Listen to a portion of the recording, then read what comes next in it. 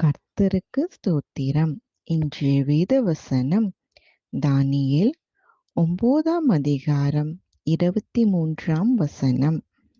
நீ மிகவும் பிரியமானவன், ஆதலால் நீ வேண்டிக் கொள்ளத் தொடங்கும் போதே கட்டளை வெளிப்பட்டது. நான் அதை அறிவிக்க வந்தேன்.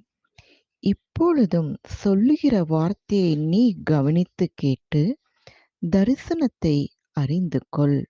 இந்த வேத வசனத்தின்படி தேவனுக்கு நாம் பிரியமானவர்களாய் இருப்பதினால் நம் தரிசனம் இன்னது என்பதை நாம் அறிந்து கொண்டு அதன்படி நாம் செயல்படும் போது தேவன் நிச்சயமாம் நம் தடைகளை அகற்றி நமக்கு எல்லா காரியத்தையும் வாய்க்க செய்ய உண்மையுள்ளவராய் இருக்கிறார்.